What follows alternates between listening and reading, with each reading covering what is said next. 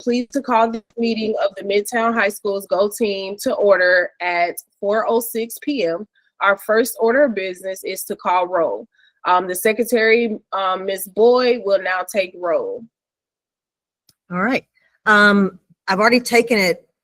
Can I just say I've already taken it from seeing who's on the screen? Or do I need to go through each person? I think you see who's here, but their names are. Is that okay? Ms. Kenny, do you think is that? Okay. So we now have, we have a quorum. We have all members present, except for Mr. Goldberg. I'm sure he'll be trying to join us soon. But we have everybody else here. Okay. So our first order of business is to approve the agenda. This was provided to you. Are there any changes to the agenda?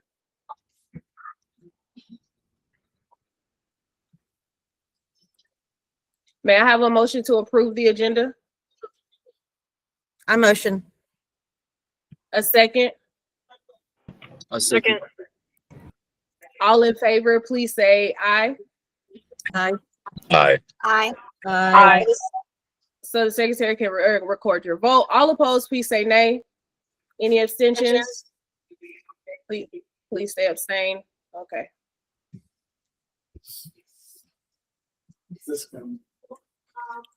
We will review and approve the meeting minutes for our last meeting. The minutes have they, Ms. Boyd, you sent those out, the minutes? Okay. Yes. Are there any corrections for the minutes for our last meeting? If there are no further corrections, have a motion to approve the previous meeting's minutes.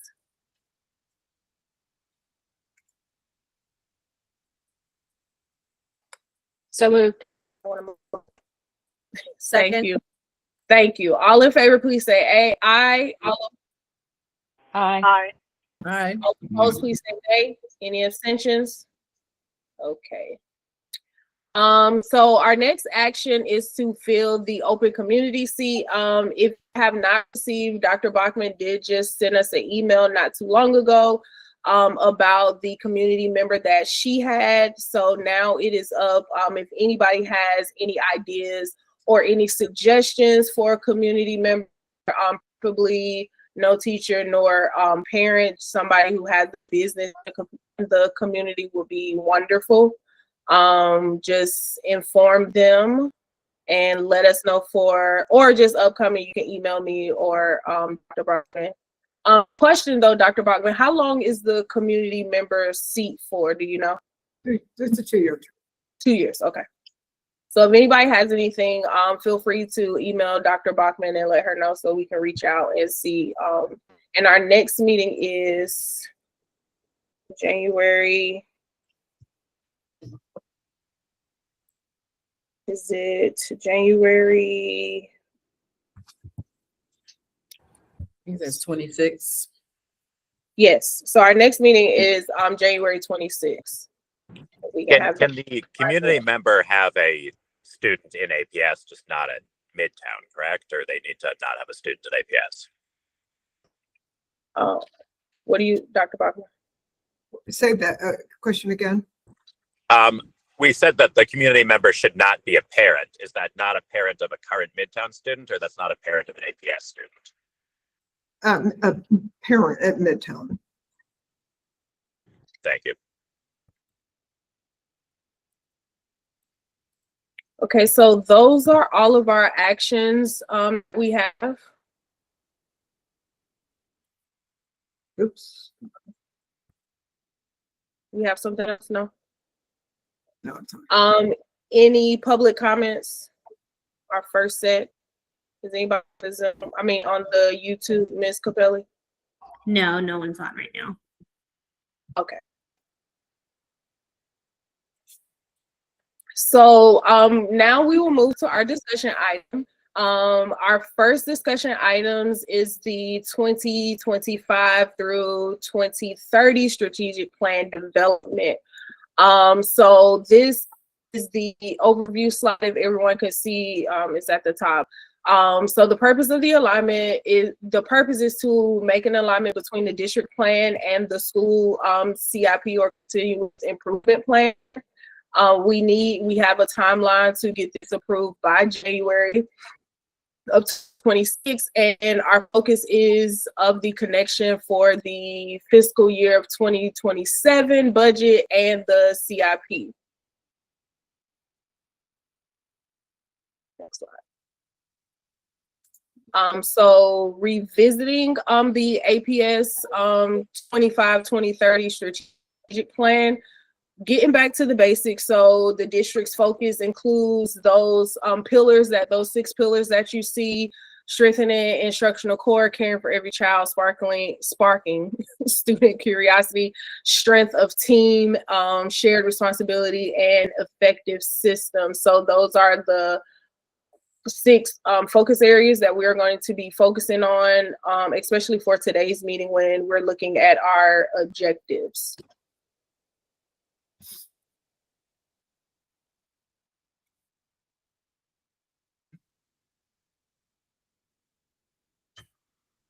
So this one is, again, we've seen this one about our focus and just some things that we have to think about once we've done our vision and mission statement and our strategic goals, and just keeping in mind is what is our purpose, what do we do, what is our practice for the future, the results that we want to satisfy our stakeholder needs, what are the main focuses, so those pillars of excellence of our work, and what continuous improvement activities are needed to get results.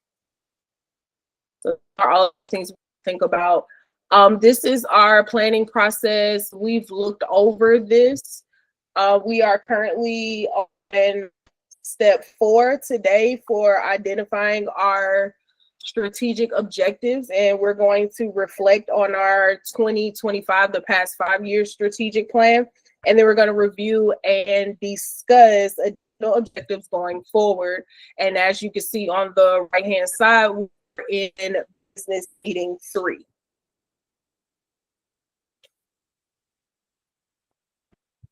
So in our last meeting, we confirmed our mission and vision statements along with our goals by reviewing our data and aligning them with the district's mission and vision statements.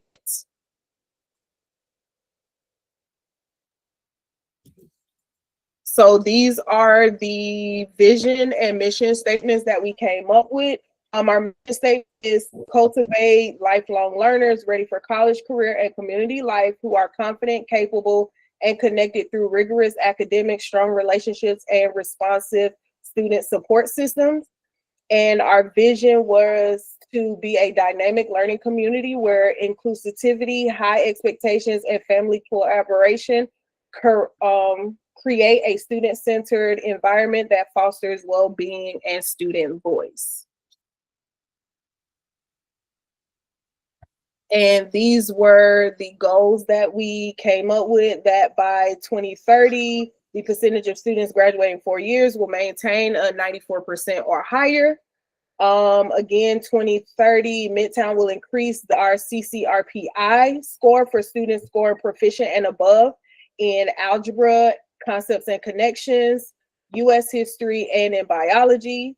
By August 2030, Midtown High School will increase the percentage of students enrolled in dual enrollment, AP, and industry certified CTAE programs by 20%. And while maintaining at least an 85% AP and EOPA exam pass rate. And then lastly, our last goal is by May 2030, Midtown High School will be a STEAM certified school from the Georgia DOE. Okay, again, so we are at step 4 and in business meeting 3. Yes. Hey y'all, how you doing today? Good, how are you? Fine, thanks. Just really quickly, the meeting link posted on your website is not linking to this meeting. So as of right now, per open meeting laws, you're not it's fine if you have to change the link, but it has to be out there somewhere. So I don't know enough about the new website to know what updates like automatically. Do you all have the ability to like update maybe your calendar at least and put it in there? So if somebody were to go to the school calendar, they could find it immediately. And I can also reach out really quickly. I'll send an email to Jim, to the That would be good, webmaster. Diane, because we're having to get everything approved. I mean, Yeah. everybody does. The website is very bulky at this point. Yeah, and they had actually changed it last week. Diane, can you look now? Because Montero was posting it. So can you look and make sure that you can't see it now? Yeah, I did just before I raised my hand. I'll look again. It's just, I don't want you to have to repeat it. So I apologize for breaking in, but I just want to. It's for everybody doesn't know that APS has gone to a completely new website, and that means all of us have gone to a new platform, and it's just been a little shaky, but we're working it out.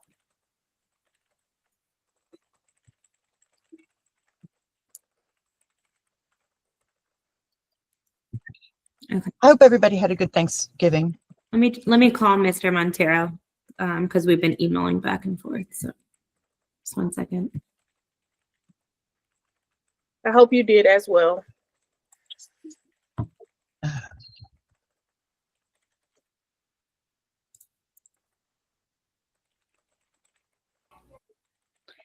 Dr. Bachman, what's his extension? 3081. Is he on the walkie? Maybe.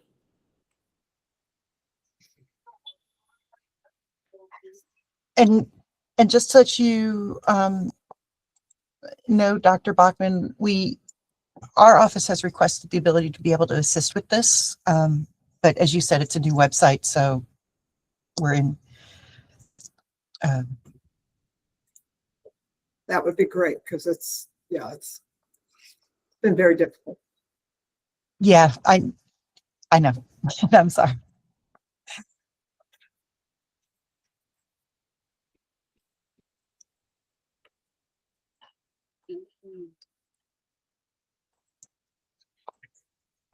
Hello?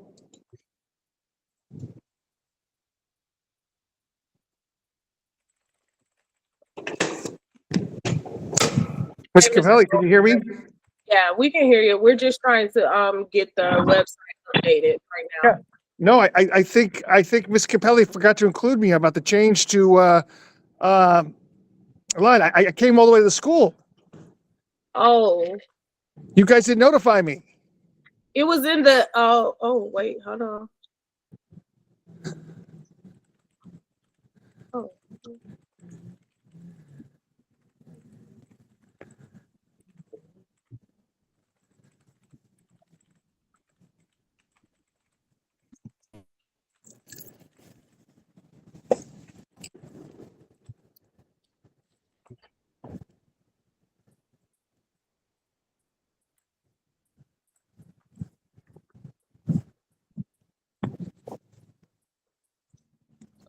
I actually admit I made the same mistake, but I was definitely on the email chain. I was just running from a meeting and didn't have time to check it. So I went to the school first and now headed home. Your email's showing up, Mr. Goldberg. It's showing up on the list of emails that everybody got. It was from Ms. Capelli at 1 p.m. Okay, I must have missed it.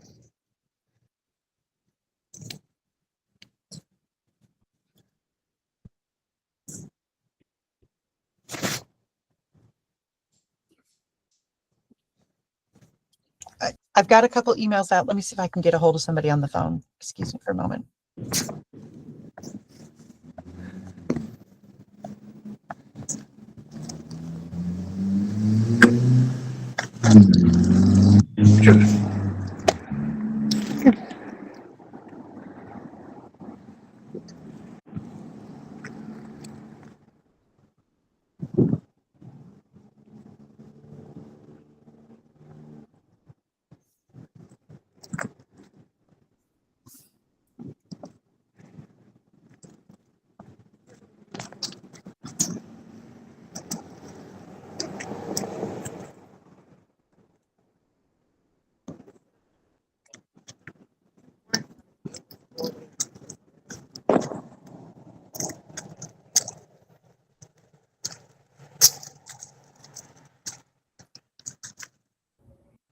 Okay, the meeting code is linked directly on the Go Team website. It's at the top. Mr. Montero is working right now to get it into the grid, but it is posted at the very top of the Go Team website.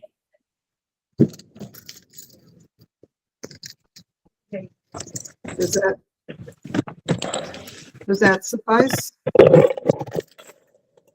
Diane, does that suffice?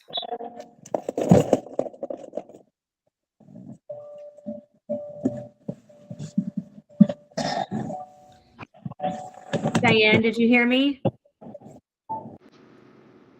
I think she went to talk to someone on the phone. Yeah, she might be on the phone.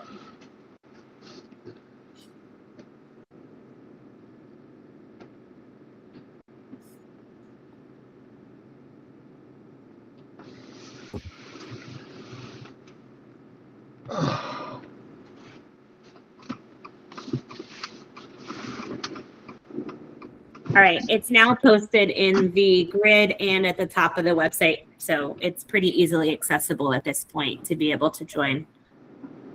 Great.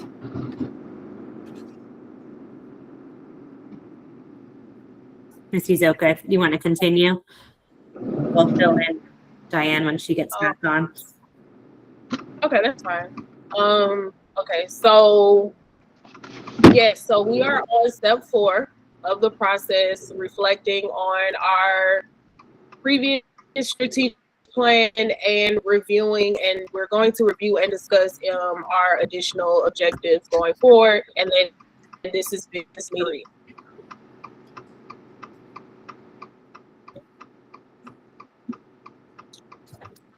So what we are going to do is look at we started looking at the school strategic priorities. There were 10 of them, and see how they or align within the school's 6 pillars for those focus areas.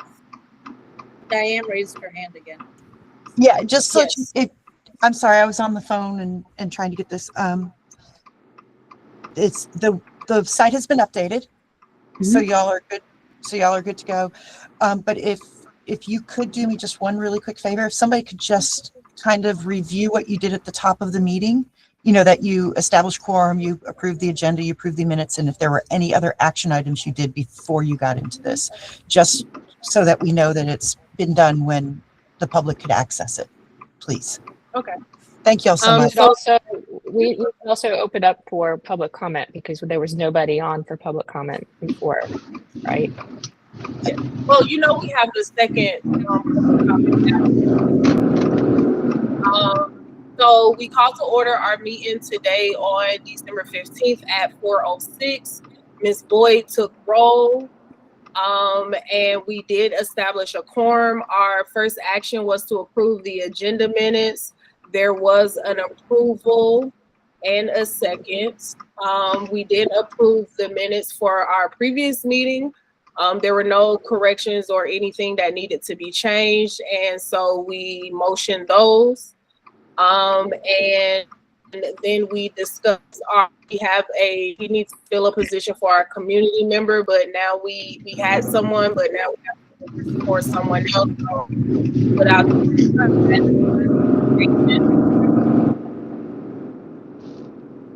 if anybody has any recommendations, to please email those recommendations to Dr. Bachman. We asked for public comment, but we do have public comment because we do it twice in our meeting. So our discussion item was to discuss our 2025 to 2030 strategic plan, and just talked about what the purpose was, what's the timeline to get approval by January 2026. It has to align with the 6 pillars of the focus areas for the district. We looked over and discussed the mission statement and vision statement that we came up with in our last meeting, along with our goals.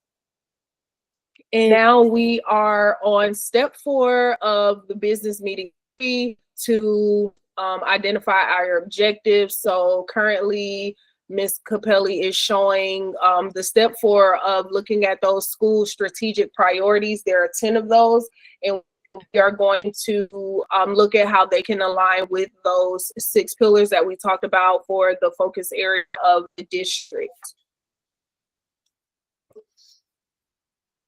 So we placed the, with some of the feedback, I know Ms. Boyd sent me some things, and then me and Ms. Capelli talked about things. And so we went ahead and put some of those school strategic priorities that we have from the 2020 to 2025 strategic plan into this chart to categorize them by getting back to the basics as well as the community of believers. So within the first focus areas of we are strengthening our instructional core, we put the offer a rigorous and culturally sustainable curriculum that prepares students for college, career, and civic engagement. Can everybody see that? The slide that Ms. Capelli has up? Okay. So if you all can read over those and then just any suggestions, that's going to be our start for this meeting and for our school strategic priorities. And if there's anything that you think we should change or modify a little bit more or get rid of, but we wanted to just have something to start with instead of starting with a blank slate. I think some of them cross categories. If you look at the safe and effective learning environment, that also crosses over into the district's efficient and effective, where it talks about safety. Yes. Because I like, and I don't know if Diane can answer this. Can we have like multiple of the same ones in the different areas? Because I know, like, looking at what you sent me, Ms. Boyd, some of them were in the same thing because they kind of spell out the same things. Or do we have to have totally different in each category? Yeah, I was just trying to give a structure for me to take notes with, really, for mine. So I was kind of thinking about what people were, where they might fit, and then what we can do from there. So I want to make sure I understand the question in terms of moving your current strategic priorities under these focus areas to become the objectives for the focus area. You're asking, so if I have a strategic priority in my 2020 to 2025 plan that is teach all students beach volleyball. You want to know if in your 25 to 2030 plan, if that teach all students beach volleyball could be both under we are strengthening our instructional core and we are sparking student curiosity. Am I understanding the question correctly? So Yes? Okay. I do not believe that that's a best practice. And I don't know that because then you're like, I think I would recommend not doubling up on the same objective for multiple focus areas. Okay. Now, just remember, you don't need a lot of objectives for each focus area. Travis Norvell, our strategy, recommends no more than 6 to 9 objectives total. So like, even if you get to 2 for each objective area, that's almost more than he's recommending. Because I know in the presentation, it just says 1 to 2 objectives in each one.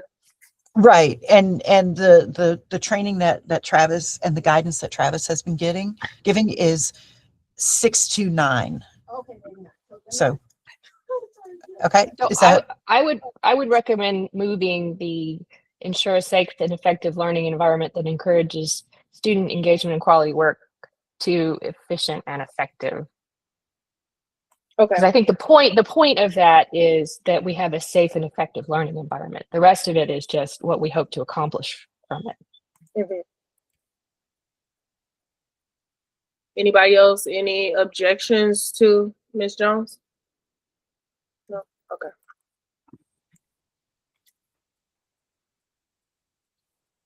Anything else anybody wants to comment on or? Well, and it looks like right now we have 11, and the recommendation is that we don't have more than 9. So we probably want to So some of the ones a little bit. are doubled. I think maybe under our strength is our team, just use that first one. Build teacher and counselor knowledge, understanding, and skills to meet the diverse social and academic needs of students. I think that's more of a priority than the other one. Value teacher time by ensuring sustainable workload and offset new responsibilities when possible. I mean, as a teacher, I think, what do you think, Ms. Boyd, Dr. Doss? I'm just thinking, well, one of the things I don't know that we've,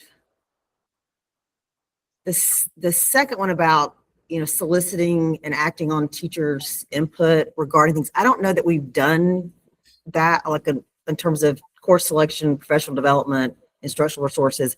I don't know that we've done much of that.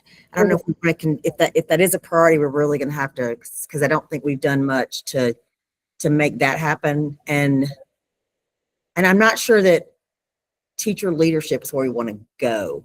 And I think one of the things that we talk a lot about is that those of us who love to teach don't want to go into leadership. And so like, that's not why we do what we do.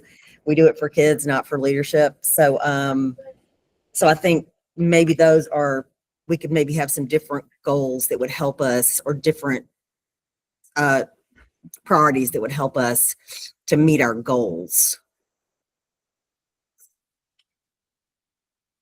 I would, more so than valuing teacher time, I think it would be helpful if we had incorporating teacher input more as showing a strength of our team.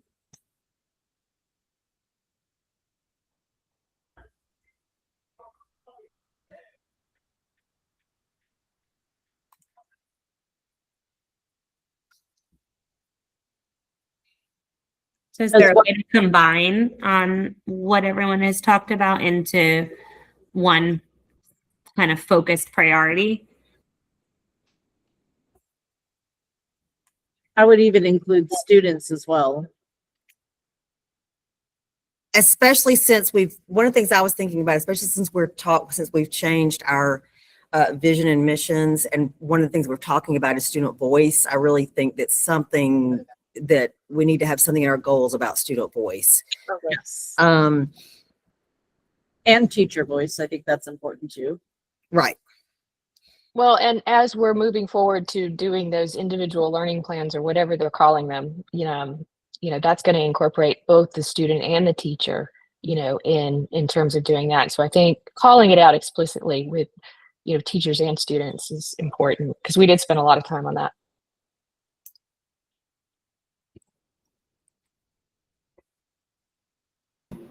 I have a question. So for like student and teacher engagement, like what are the things that we already have in place, like to grab that, like just not engagement but like voice, like how are we collecting the student and teacher voice right now? Well, I can give an example of one thing that we're doing in the 9th grade. We have a big 9th grade program going on right now. And that came about because the teachers were really talking about preparation, organization, skills that the 9th graders were lacking, that they needed to be successful for high school. So our 9th grade teachers and the 9th grade students this year are participating in a big project to do that. There's a lot of professional development for the teachers, and the students are learning a lot of skills through the teachers. So that's definitely a way that we listened to the teachers and what they thought was needed and invested in that.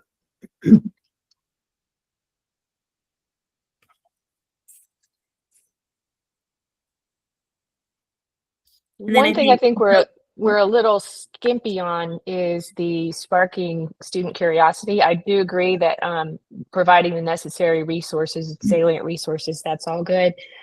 We did have in our previous one, as part of our fostering academic excellence, about the rigorous curriculum that prepares them for everything. We called out in this actual strategies, you know, that we were having all the course offerings we were having, you know, and, you know, calling out specifically women's literature, African American studies, forensic science. You know, I think I don't want us to lose that, you know, that part of the rigorous thing, you know, about, because we've got to spark, you know, the curiosity amongst the students with what they really want to, how are we grabbing them, you know, and so that we don't lose sight of the need to offer these things to our kids. We don't want to focus on like the lowest common denominator. I think that's what sets our school apart. And it really is what keeps kids engaged a lot when they find those courses that really they can sink their teeth into.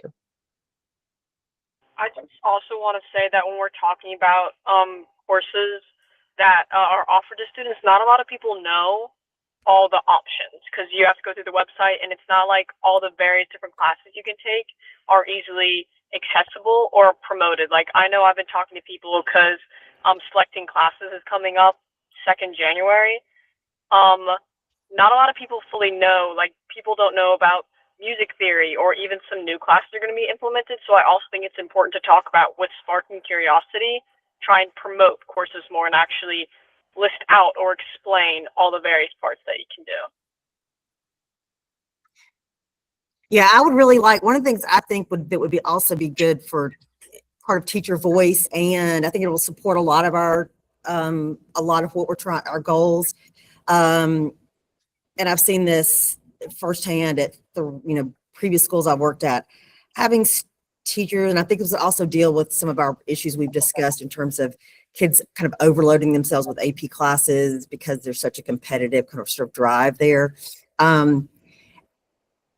Using teachers, teacher conferencing with students as a conferencing and mentoring in terms of their course selection, because right now we're just letting kids pick from, you know, they fill out their Google form and you know, they pick as many classes as they pick whatever they want, and they're really only talking to their friends, sometimes their parents, but very rarely are we having real conversations about what kids maybe should be. And I think also, as we talk about, you know, one of our goals is increasing our enrollment in those advanced courses, having that one-on-one conversation with a teacher who believes in, especially students who have been underrepresented, having somebody who has taught them say, I believe in you and I know you can be successful in this course, would push kids who maybe don't have that kind of push. So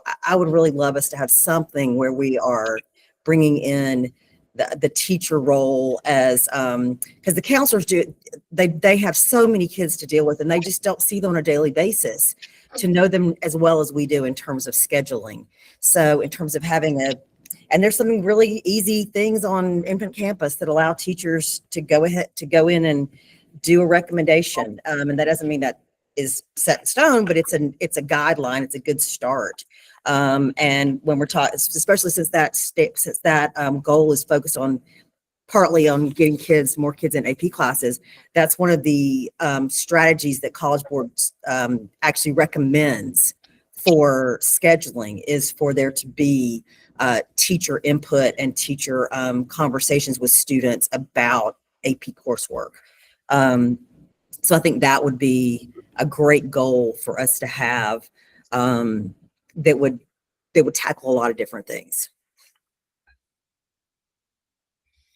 The Night View is currently working on a focus for AP classes and helping get the word out of some of our AP classes to more people as well, just as an FYI. Awesome.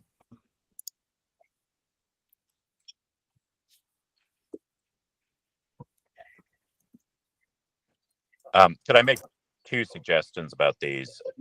One is we are caring for every child. Focus area 5 for the APS policy kind of mentions meeting children's unique needs, which is a concept I'd kind of like to see reflected here. I could see, for example, if the second bullet was creating a welcoming, inclusive, and responsive school culture, embracing diverse communities and meeting children's unique needs. I kind of like if that language ends up in one of the bullets. And then the second suggestion I had is that if we're trying to decrease the total number of bullets here, under our responsibility is shared. The second bullet, increase the diversity of parents engaging in school functions. To me, I think that might be fairly encompassed within the first bullet, that ensure parents and guardians of all Midtown students feel welcome and have opportunities to engage. So if we wanted to reduce one, I think the concept of the second one kind of is already part of the first one.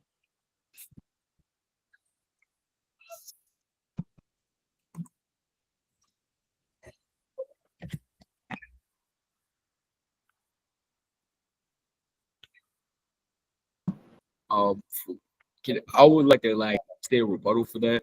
For the second bullet, it says increase the diversity of parents. So I don't think that would necessarily I don't think that would necessarily apply to number one, because you're increasing who is in the thing.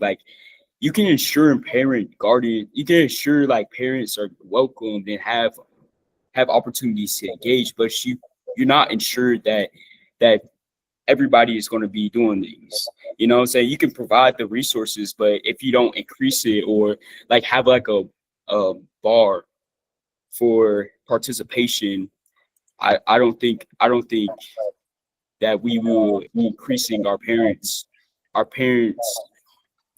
participation necessarily. So if we modified the first one, so it was something like ensure parents and guardians of all Midtown students feel welcomed and are engaged in school functions. I mean, is there a way we can modify kind of the second half of the first sentence to make sure we get what you want captured? Yeah. I think I like what you said. I like how you and have parents engaged in school functions. I think that's how you can merge the two.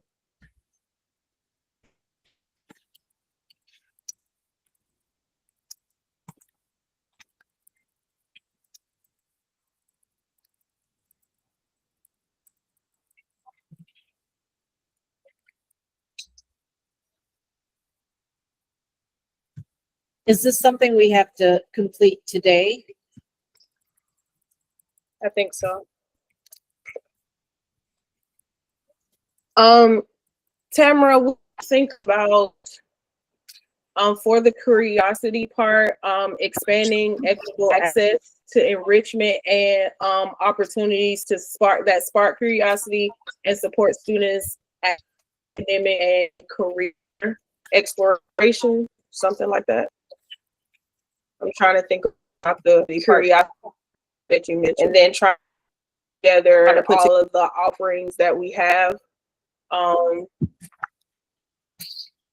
Yeah, I was just typing something. Okay. Hold on one sec, to try to combine what Ms. Boyd was saying. Okay. So y'all go ahead and I'll drop something in the chat and then you can tell me what you think about it. And this would be under sparking curiosity. Perfect. Another thing that I was thinking that it was Dr. Bachman's parent meeting last week that really, and some of the discussion we've been having around academic honesty. I wonder if there's a space for us to kind of address, and it might go in this spark. I think it really would probably go in the sparking student curiosity, is getting kids more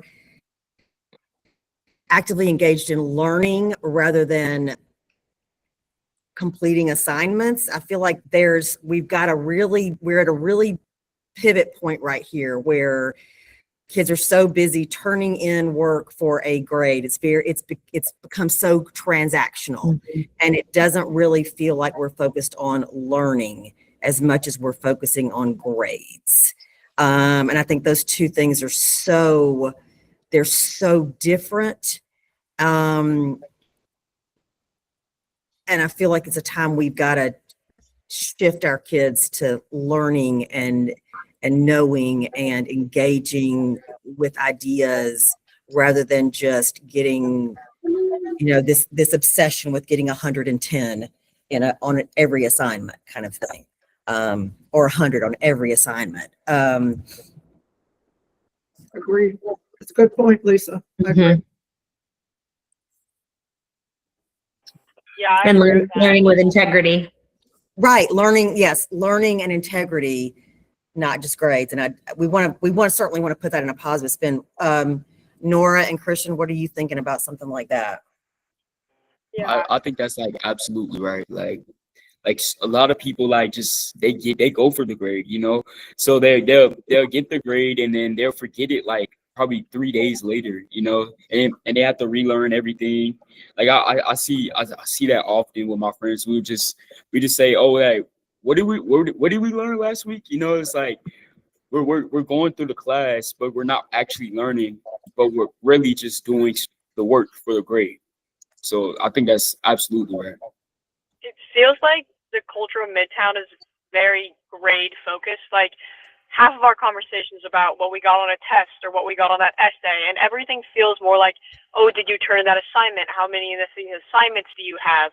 It's really focused on, I'm agreeing with you, Ms. Boyd, about getting things done rather than advancing your learning. Like I know I'm subject to this where I want hundreds on everything, right? I want extra credit on everything. I want to do the best because everybody is so competitive and you just have such a competitive culture. And I feel like that's unique to Midtown. So we need to address the uniqueness of that issue, especially with all the high achieving people we have here. Oh, this is a really good line of conversation. I really like this because it took my youngest daughter, who's now a senior, until she was a senior, to really let herself go and just learn to love learning for the sake of learning. And it's very important. So just so y'all know, these chat things are not going to be saved based on what the settings are here. I'm And so, copying and pasting. okay. All right. Because I'm taking pictures of them so that we can, if we don't get it all, organized today, we can go back. So I've added a document into the chat that everybody can edit. And I've got what are the phrases that were in our 2020 to 2025, and then what are some of the new suggestions under each category. So it's kind of a living document that has a bunch of our things in there. So it's got our mission, vision, proposed goals, and then kind of a working draft of where we want to go with our priorities. Okay. So if you all haven't read, Tamara sent in one for the curiosity, provide a robust offering of courses to appeal to student interest and focus on learning and integrity, and encourage teachers in one-on-one meetings with students to evaluate course selection tailored to that student's achievement goals. And then I put in one, just trying to tap to what Ms. Boyd discussed, cultivate a culture of learning that emphasizes mastery, feedback, and growth, ensuring students understand what they are learning and it matters on the final grade. But I think that final grade might need to be taken. Yeah, the one I wrote is a little wordy, but it could probably be slimmed down a little bit.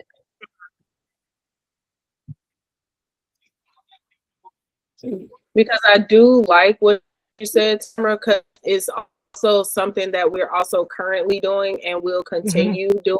So it does capture that part. Yeah, I definitely agree. Could we modify Tamara's in some way to cultivate a culture, or I modify the one that Trinae and add some of Tamara's? So cultivate a culture of learning that emphasizes mastery, integrity, collaboration, feedback, and growth. So I like the idea of collaboration in that too. Yeah, I think those two things go together in her comment, and then just take it out of mine, and mine would be, and then we could focusing on that robust offering. Right. And is the engaging, having students and teachers engage in, or teachers, students and counselors engage in one-on-one conferencing to evaluate course selections. Do we want to put that here in sparking curiosity, or would that be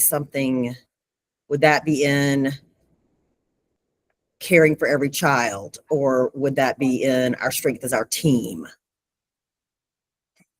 Probably caring for You know, everybody.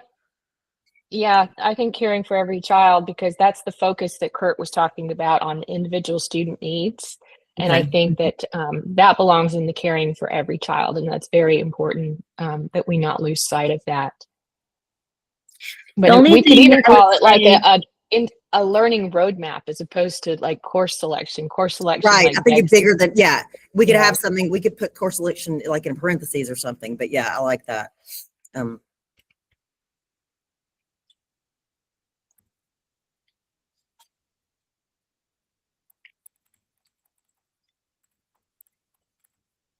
I did try to capture what everyone said about our responsibility is shared and put that into one if you want to look at the screen and see if that is representative of the conversation.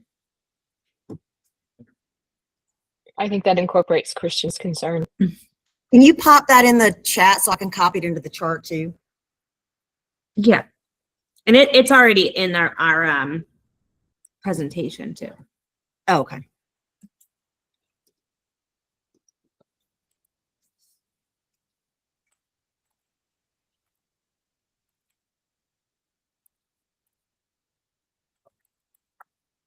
So I kind of put yours and mine together, Tamara, a little bit, and took out some of it, but we can still add, but provide a robust and engaging offering of courses that appeal to student interests while emphasizing learning integrity and mastery.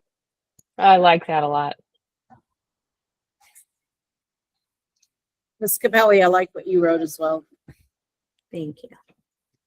to capture the diversity as well. Christian, is that good for you? Yeah, I think that's great. So how do we like the one? Oh, I think that one's Capelli. That one is gonna go under the spark student curiosity. Okay, sorry about that. Oh, it's okay.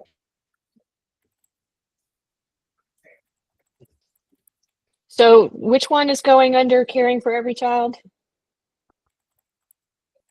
We haven't done that, broken that one down.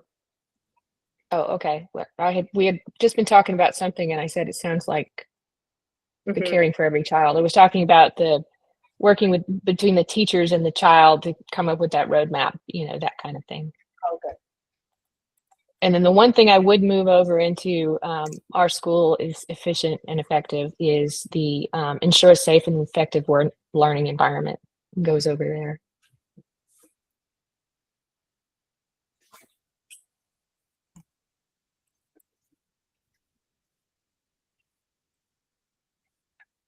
And so you guys are going to come back to us and talk about what the strategies are and how we measure that, because I'm now starting to think about, well, darn, how do we measure that? You know, how do you measure safe and effective? You know, Right.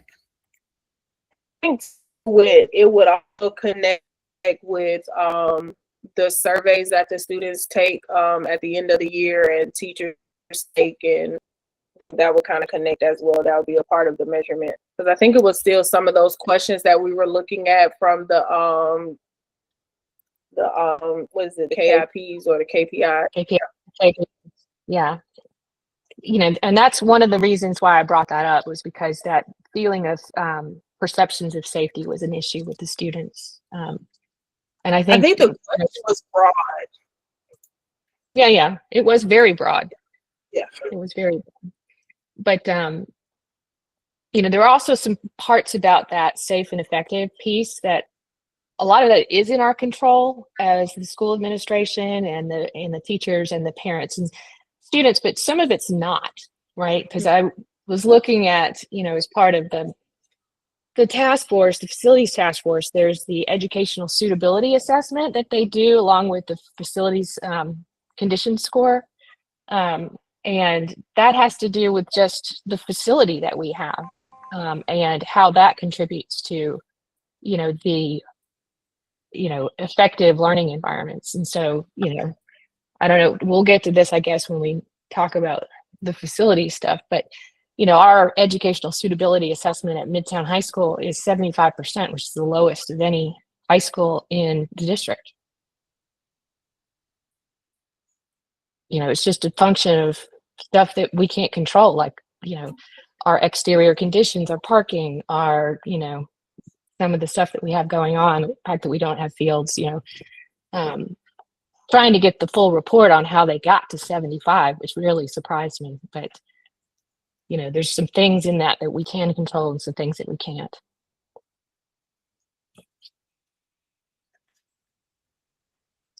Any other ones that we would like to look at?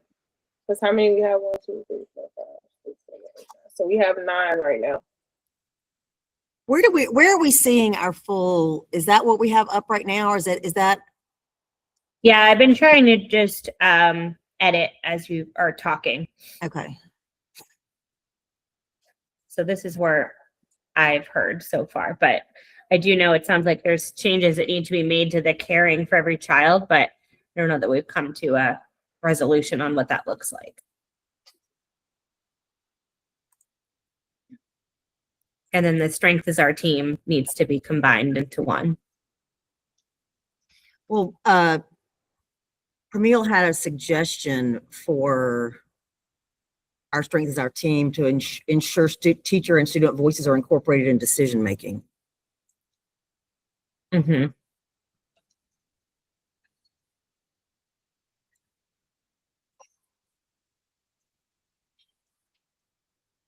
Oh yes, You could add that to the first bullet. Ensuring, like, I build the teacher knowledge, understanding, and skills to meet the academic needs, ensuring that their voices are incorporated, that the students' voices are incorporated.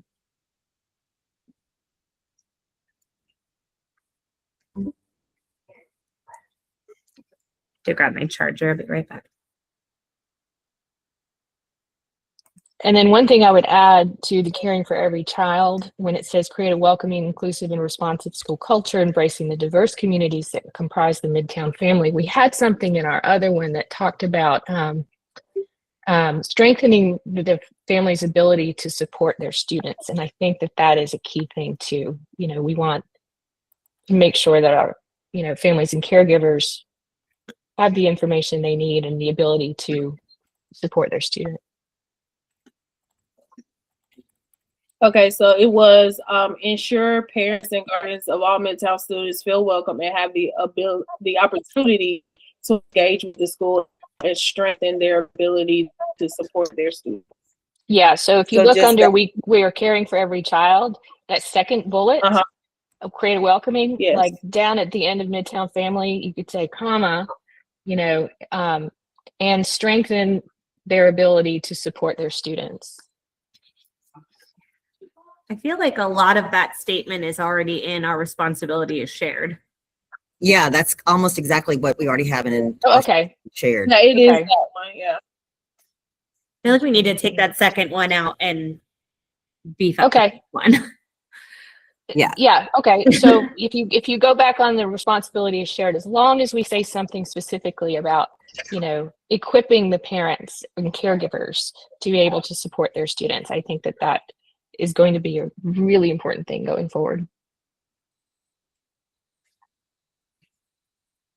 Hard to do sometimes, but.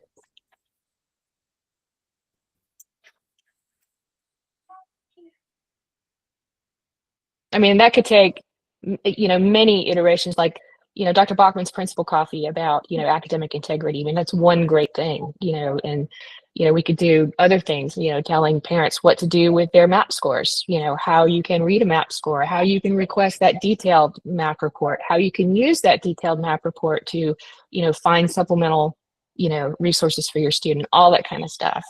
So I think parents are hungry for that kind of thing.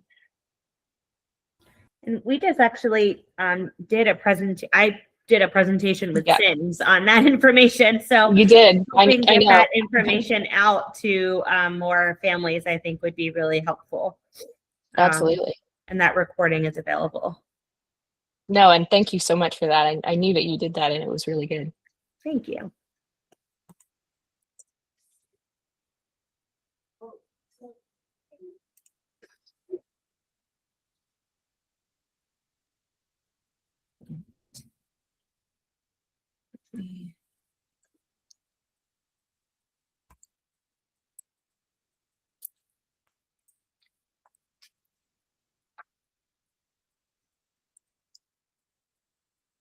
All right. I think this is where we are right now.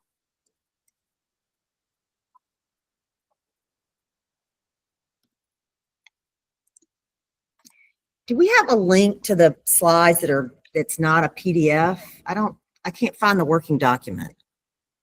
Oh, yeah, I can send it to you. Yeah, all I can see is what's on the screen, which isn't changing. And then. Got it. Yeah, I'll just put it in the chat. Perfect. Sorry, I think Ms. Uzoka sends it as a PDF because it's usually still a work in progress. So Right. it goes out.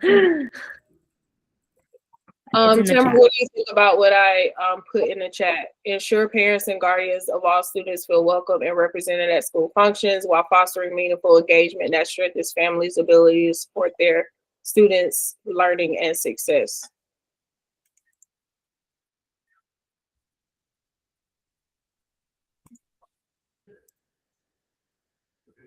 You're on mute. Sorry, it's good.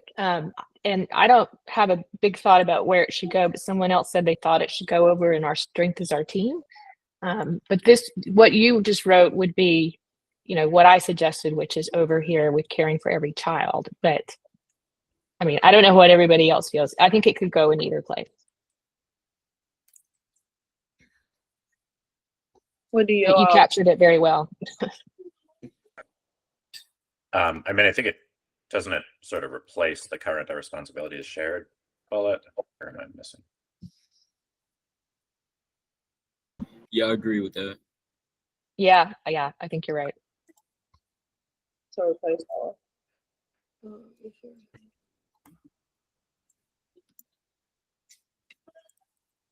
Here, for now, I'm going to get out of slideshow mode. It might be a little bit smaller for everyone, but I think having the live edits is probably more useful right now.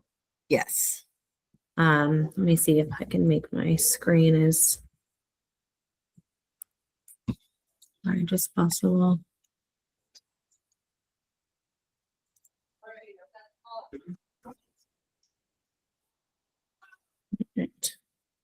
How's that? It's probably as big as I can get it.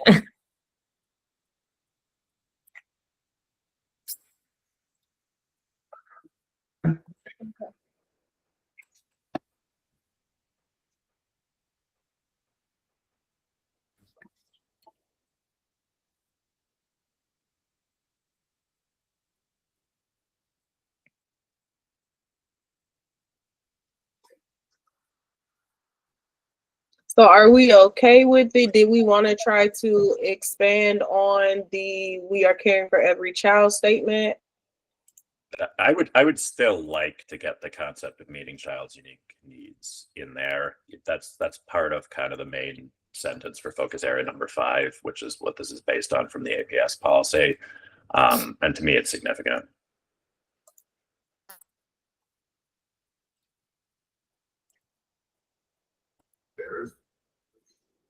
And I think that's why I was thinking of it over into caring for every child, because it was doing what Kurt was talking about.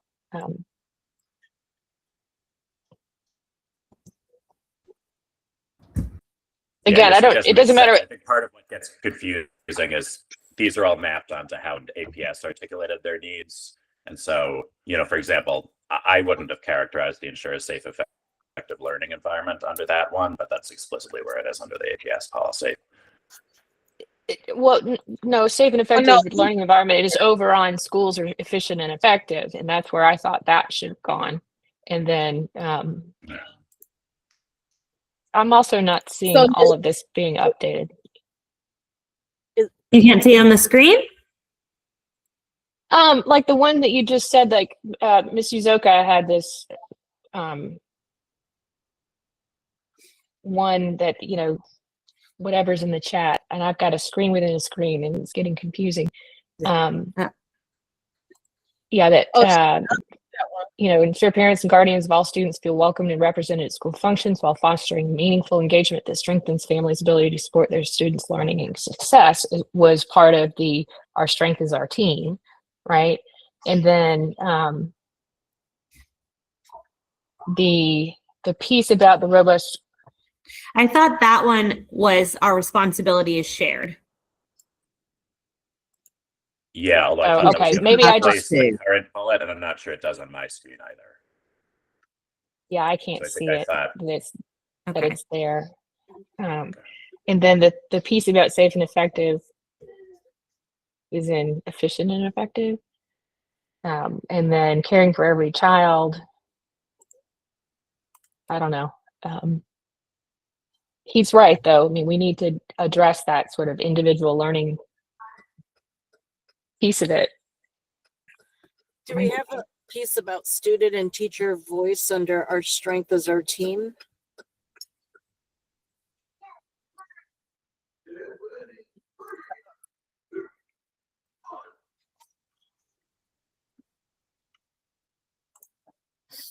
I don't think Our Strength as our team has been edited at this point. Yeah. Did we Okay. lose the piece about how we wanted, you know, the teachers and students to meet together one-on-one to try to like map out that individual learning roadmap or Right. whatever? I've got a That's draft. an individual strategy, not necessarily the. Gotcha. Okay. Okay. So Dr. Dawes, for your statement of the ensure teacher and student voices are incorporated decision making, did you want to put that at the end of the first bullet of Our Strength is Our Team? If it can fit, yeah, just as long as it's, you know, prioritized.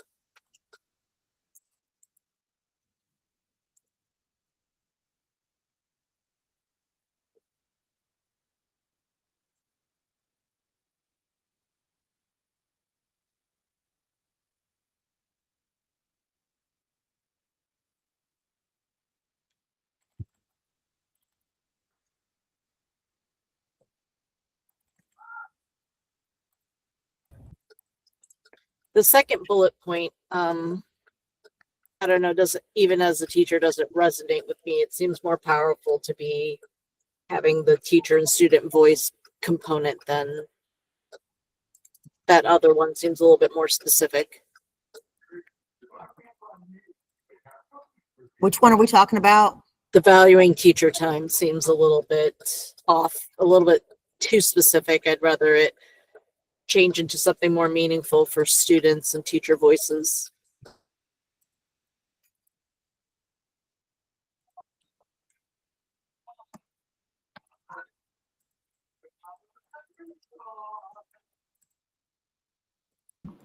I have a question for that goal, like value teacher time by ensuring sustainable workload and offset responsibilities when possible. Does that like ensure, are we saying that we're ensuring that they have free time and aren't overloaded? You know what I'm saying? Like, are not being overlooked. Is that what it's asking? Yeah, it has to deal more with I think that one was created to deal with teacher burnout, to ensure that teacher have the time to do their planning, do what they need to do within the accumulated school time, without being overloaded with extra stuff and extra responsibilities. What I just put a potential priority in the chat for Strength is Our Team.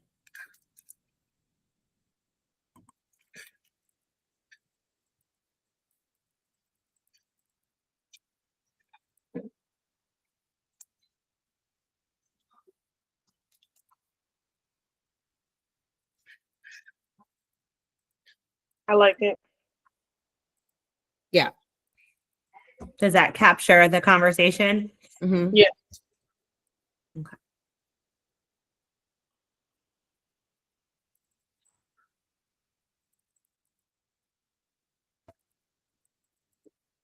So do we want to take out both of them that are there?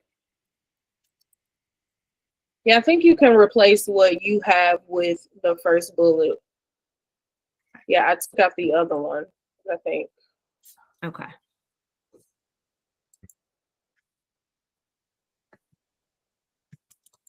Okay. I don't know why it copies so funny, but it's great.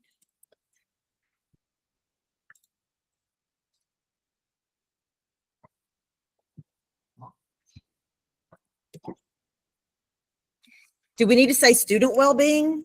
Because isn't it everybody's well-being? Oh yeah. Yeah, school community.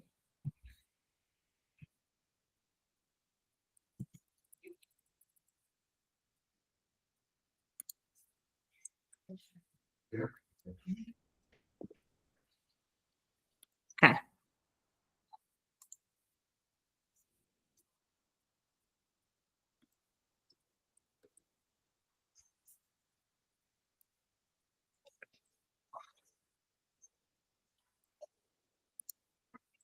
How's everyone feeling where we are?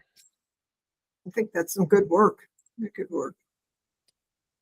Kurt, I'm trying to put something in the chat to kind of capture what you discussed. Yeah, I mean, the idea, like in We Are Caring for Every Child, is something like provide support for each student's unique needs. I'm not sure if it needs to be more complicated than that, or it could be incorporated with something, but I'd like to get that idea there. I put something in the chat. Ensure a safe, inclusive, and effective learning environment that supports the needs of every child while encouraging student encouragement, high quality work, and sense of belonging. Where's that one going? We're trying to come up with one for caring for every child. Caring for every child. Okay, that's what I thought. Something to add, take out. No, I like that a lot. I think that captures the main goal for that. Kurt, do you think that gets to your thoughts? It does. I was trying to figure out how to put a thumbs up in chat, but apparently you can't. It's okay. You know, we got to get used to all these different virtual platforms. Yep, and everyone is different. And nothing gets voted on tonight either. So just.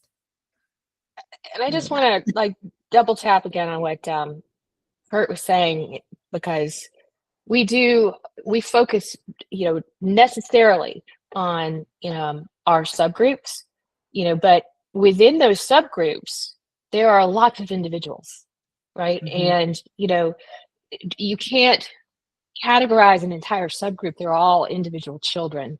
And I think we sometimes, when we speak in education generalities, do that, as opposed to really drilling down to the individual child. I know you guys don't do that, but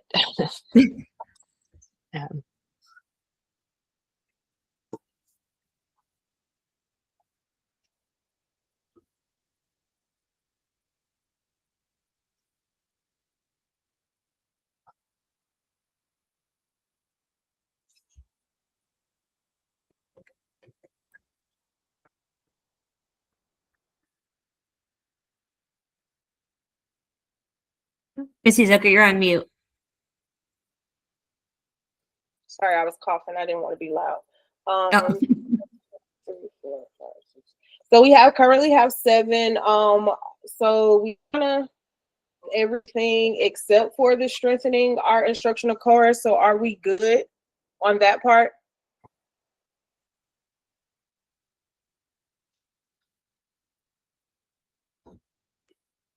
Okay. Yes. Okay. I don't know. I feel like the first one in We Are Strengthening Our Instructional Core is very similar to what we have for We Are Sparking Student Curiosity.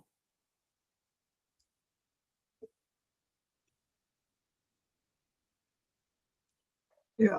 yes, it's worded that way, but I think they're getting at different things. When we're talking about what prepares students for college, career, and civic engagement, I mean, that's kind of slightly different than, appealing to actually what student we- interest and sparking curiosity.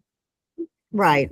And I kind of, one of the things I would like to maybe inject into the we're sparking student curiosity is providing a robust and engaging offering of courses, but also there's so much that sparks their curiosity that's about extracurriculars and Extracurriculars, yes, those kinds of clubs and things, right? sports and So I feel like we're, by only focusing on the courses, that we're not quite getting at the whole child kind of thing.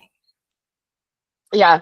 If we could just put a little asterisk down there that we need to What add about something about those offerings of things. courses and opportunities? Courses and extracurricular opportunities. Or courses and other opportunities? Yeah. Or additional opportunities, something like that? Okay. Okay.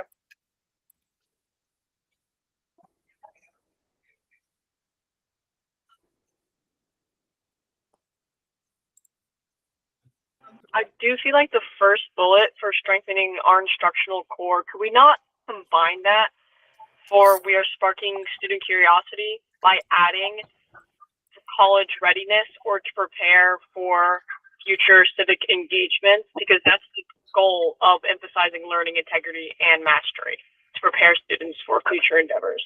Right.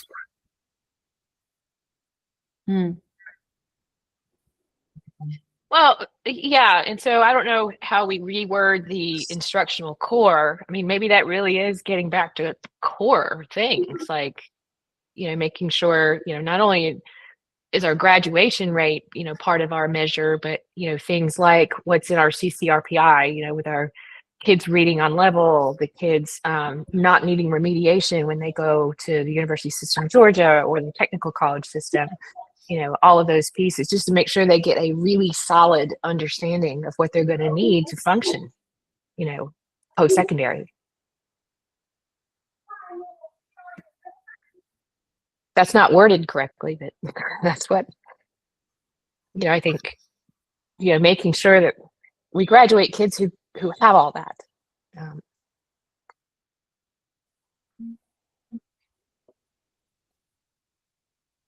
Okay. Oh wait. So how did you reword "Are you a fixed miserable"? Or which one? The strengthening our instructional core. I don't know.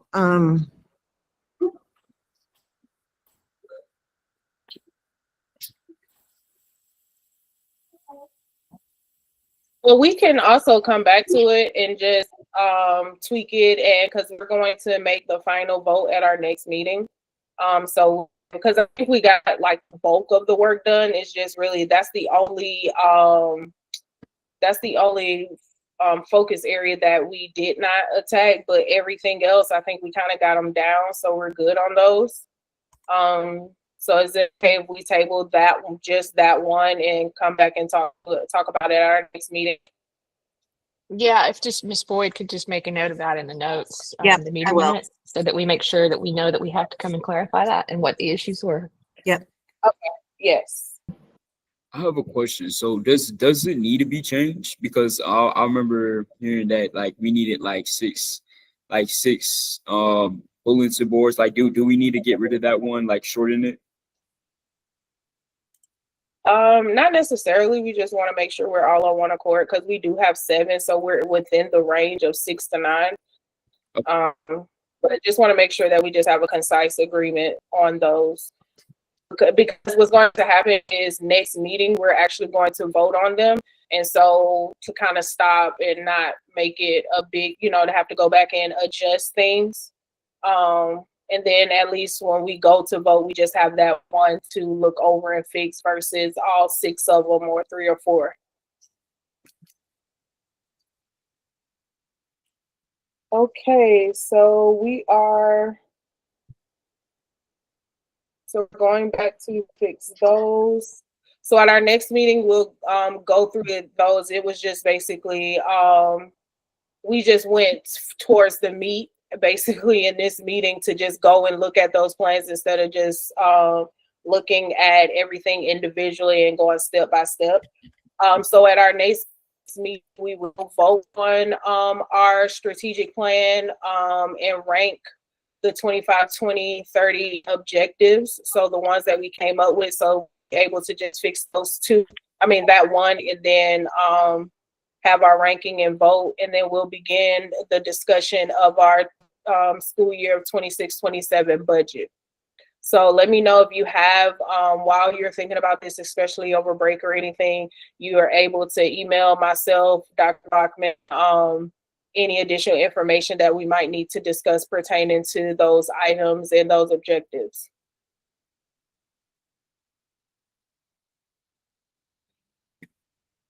All right, so this was, I'm good with that. Okay, thank you. Dealing with the proposed 300 seat additional at Midtown, Dr. Bachman sent us an email yesterday, basically talking about how it's going to be on eSplots planning with the projects prioritized over the next semester and community engagement opportunities planned for the spring. And then funding is limited, but not all projects may move forward if approved. So at the last board meeting, revisions to the board attendance zones were approved with updates to the associated administrative regulation that's expected to happen in January or February. But also, because I know I talked to Jennifer, are there anything that you and Tamara would like to add?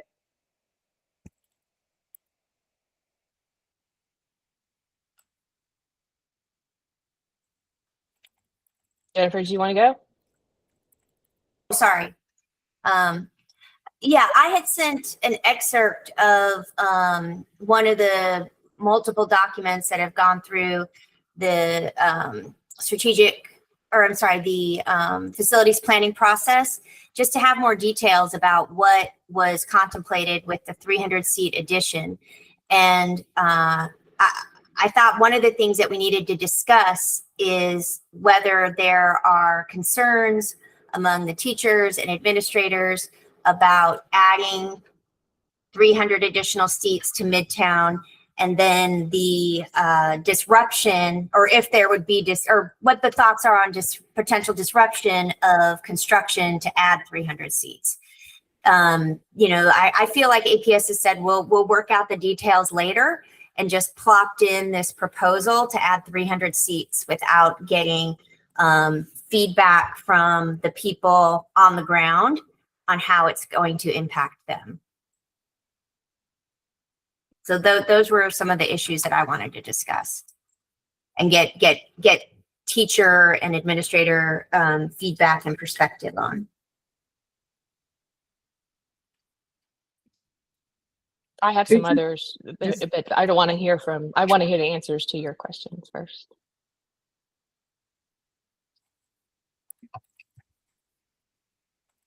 So I guess, I can break it down. Are there concerns? Do the Midtown staff members on the GO team have concerns about adding 300 additional seats to Midtown? In my honest opinion, I don't have concerns because, it's going to happen over the years to come, and I have been able to accommodate students within my classroom.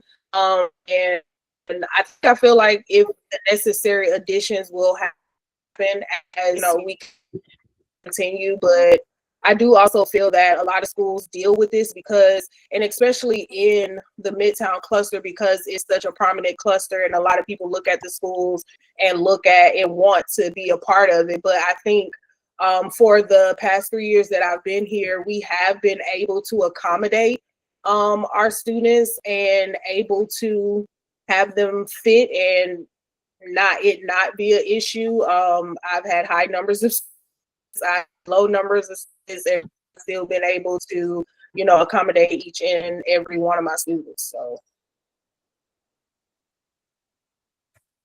I was also glad to hear that there's, another whole round of community feedback taking place in this spring. This was kind of like round one of what the objectives are, and then the details are going to be worked out with another round of community engagement. So that was definitely promising to hear. So, I mean, just so everybody's clear, the board has already voted, on this proposal, the facility proposal. So that is, it's something that they have decided, just in theory. A lot of the details, come later. But to address something that Ms. Uzoka said, and maybe I misheard you, but we're not, if they do a 300 seat addition, there's not going to be multiple small additions between now and then. It's going to be one project, when they do it. It's not like, we get 100 more kids next year and they're going to add 100 seats and, they add another 100 seats. They're going to do it all at once.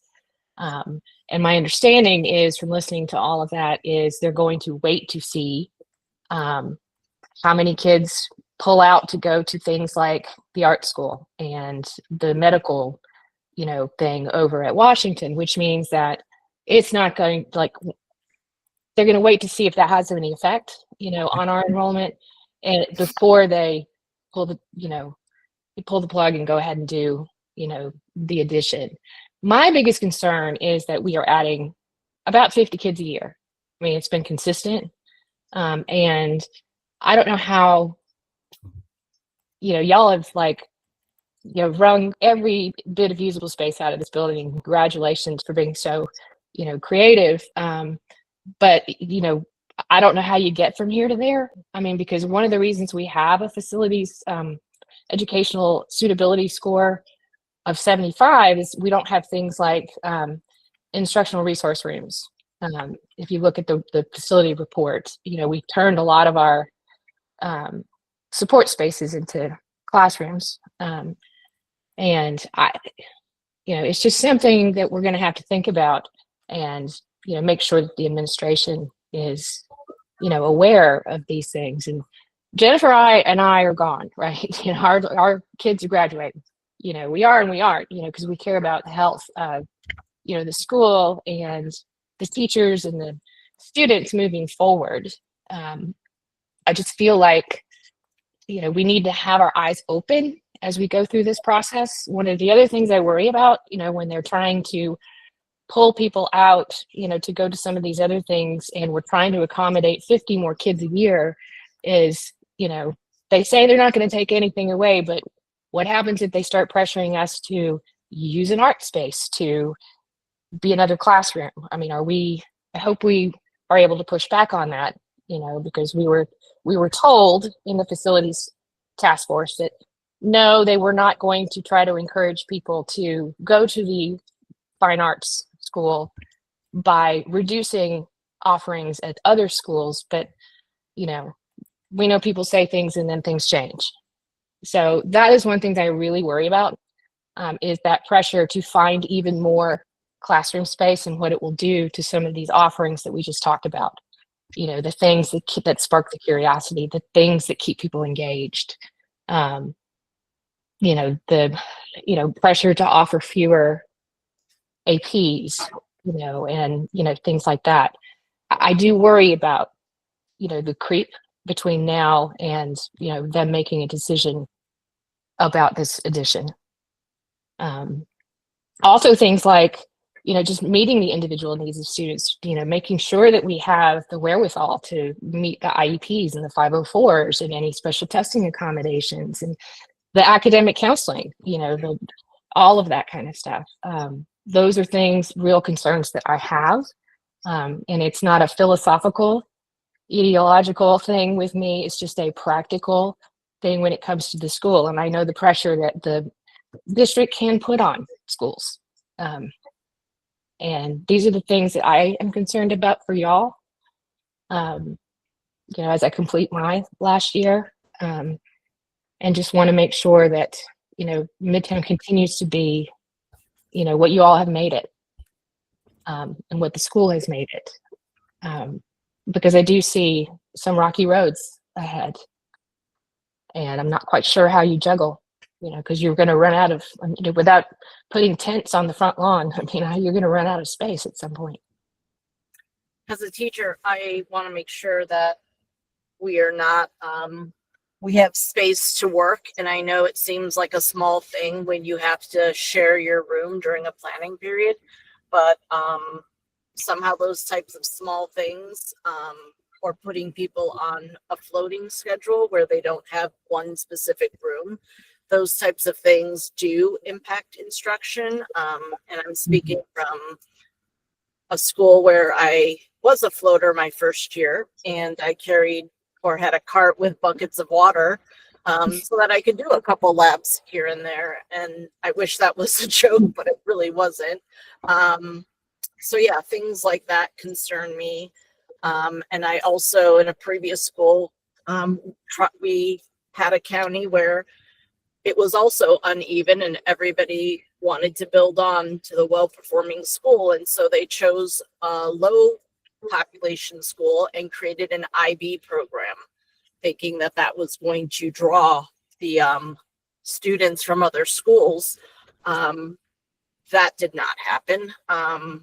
The moment they found out they have to attend such and such school, they actually just physically walked out.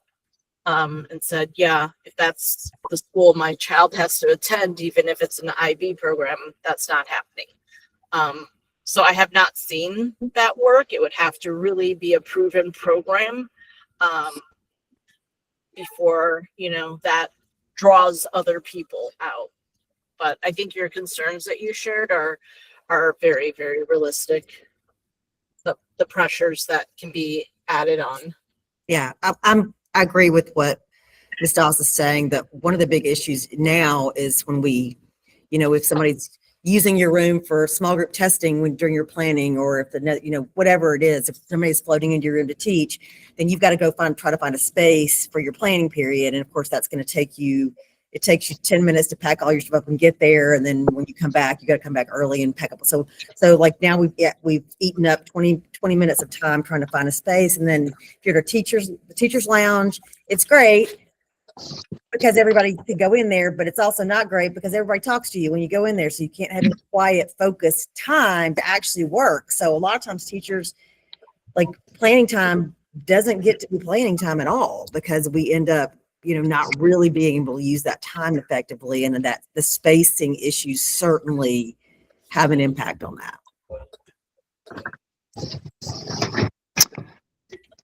Hi, this is Eric Goldberg. I guess my fear is, as a community member, as a parent member, that the consultants are saying you can't build your way out of a crowding issue, and I feel it's like a little deja vu. My fear is that the 300 seat addition is complete, and then school's going to be out of room. And didn't we sort of come from a scenario like that? That the most recent Midtown addition was completed 3 years ago? 4? Yes, 4. So that's why I do like the fact that I think Dr. Bachman sent an email where APS is considering some sort of trigger mechanism, where if the numbers reach a certain point, and every school is different in terms of numbers, then a facilities planning process kicks into play automatically, and there's conversations and a process starts, which I think is healthy. Because I think one of the things that's been frustrating for me, listen, APS and the consultants make these decisions in concert, but from a parent perspective, it seems like there are groups of parents who are hesitant to have conversations around this and feel threatened and feel anxious that their community is going to get carved out, when really the conversations should be about what's the solution for the whole cluster. And it shouldn't be about carving anyone out. It should be like, what can we do this is a function of city planning. What can we do to plan for 10, 15, 20 years out? That's what city planners do. Yeah, and I think, the information that Dr. Bachman sent about upcoming public input sessions, that's related to what Eric just said, the triggers for rezoning. It's not related to the 300 person or 300 seat addition. As Tamara said, that's already been voted on. There are certainly questions about whether there'll be funding, because the ESPLOS can't cover everything, and the plan approved by the board has priorities for building. So, maybe the funding in the end won't even be there. But in the meantime, we're going to have, even if the addition does go forward, it's not going to be completed for 5 years. And I think that's probably a conservative estimate. So what is Midtown supposed to do over the next 5 years, where, as Tamara said, 50 more students are being added and the hallways are overcrowded, the stairwells are overcrowded, the bathrooms are overcrowded, and whatever construction does happen, it's not going to impact, or they're not renovating the core buildings. They're going to build a new building, but they're not going to take the existing buildings and make the hallways wider. They're not going to take the existing buildings and widen the stairwells. So those are the concerns that I have, that the stress that the overcrowding is putting on teachers, the stress that the overcrowding is putting on students, and a 300-seat addition that's multiple years away, that the consultants have said is not even going to be enough to handle capacity without rezoning. I just think there needs to be some sort of mechanism to really understand the pressures that this is creating on teachers and students. Well, everyone in the classroom, or I'm sorry, in those buildings. Yeah. Well, I can just say that students, yeah. I can just say, especially even last year, Dr. Bachman made accommodations based on those things. I know, like last year, she extended the transition period for students, as well as, having the floating teachers, which is not equitable, or, we don't want that, but it's like, in some things to reach our students, we have to do. And it can even be a thing, like I know, Christian mentioned this in one of our meetings. Some of the students just choose to stop and talk and not actually transition. And even if you think it's a whole stairwell in the A building that students do not utilize, I've probably seen 5 or 6 students come through that stairwell. And to me, the A building stairwell is the biggest stairwell, and I don't see a lot of students transitioning. So trying to reroute those kids to, hey, in where I am located in the C building, I'm right across from one stairwell. There's one right across from my classroom. There's one down the hall, and then there's one in the A building. So there are a plethora of ways that students, but of course they choose where they want to go, and they stop and talk and crowd. So I think it may have to be a plan of, hey, if you're in the A building, this is the route you need to take to get to when you're going down the stairwell. But I have seen those accommodations that Dr. Bach, like I said, she added on an extra 2 or 3 minutes last year for students to transition, because she saw the crowding in the hallway and noticed that. And even extending lunch. Like, I came from a school who had not extending lunch, but adding more lunch periods, because we have first lunch, and then about an hour later, we have second lunch. I've come from a school who had 4 lunches in one period. So I don't think it's hard to even do that or add that on. But I just feel like as that time comes, schools have made and will make the appropriate accommodations to ensure that the kids will have and teachers are comfortable. But I think some things are kind of beyond our control. We can't stop the kids from coming. We can't, we can't just build, like you said, building a facility is going to take an additional 5 years. So what do we do within those? And technology has increased so much that it might not be having to be a trailer. It could be something more economical than that we can utilize, or something even better. So I think that is just coming to that point and being able to adapt and do what we have to do. But I've seen in my 12 years of teaching, I've seen school systems, school bills adapt to accommodate the necessary student body and teachers that they have. Right. But I completely concur with Ms. Keenan that when you look at even the enrollment data that's on this chart that we have, that they're basing things on projected live-in enrollment, but the historical live-in enrollment for this year is already at what they predicted for 2029, 2030. So they're not even, so there's that issue, the reality versus the truth of what's going on with our numbers. And I think that's going to be another issue that we deal with when we start talking about funding next, budget at our next meeting.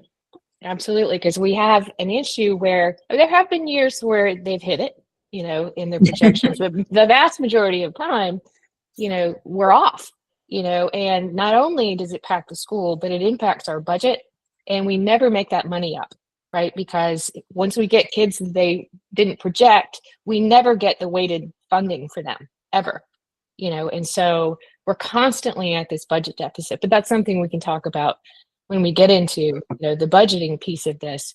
But yeah, I'm positive that the history is going to repeat and the projections are going to be under what we actually see. And I understand, and this is a robust conversation. I'm glad that we're having it because we can't pretend like these things are not going to happen. But Ms. Uzoka, hearing you talk about yes, there are options that people are going to have to explore that within the school and within the district they might get us to try to do, but we have to talk about what we're willing to and not willing to do to accommodate that. Facilities has said that there's no room for trailers on the site. I don't know, I mean that's just what they said, but we'll see. One of my concerns, in addition to what I said, is going to Jennifer's point about the hallways, is safety. I am concerned about safety, especially with what happened at North Atlanta, and transition in a hallway, when you start to get a lot of kids, and not enough options on them, I granted that was a very different situation. But, safety is something that really concerns me, as an architect. And, I know that that's always top of mind for Dr. Bachman and everybody else in the administration. And, I hope that maintains our number one focus, that, and then just the academics, that we're offering the kids and the abilities for the teachers to teach. Those are the top three. That's what we're here for, to keep kids safe and to educate them well. And I don't want us to ever compromise that, in whatever it is they have us trying to do, to accommodate the next 5 years.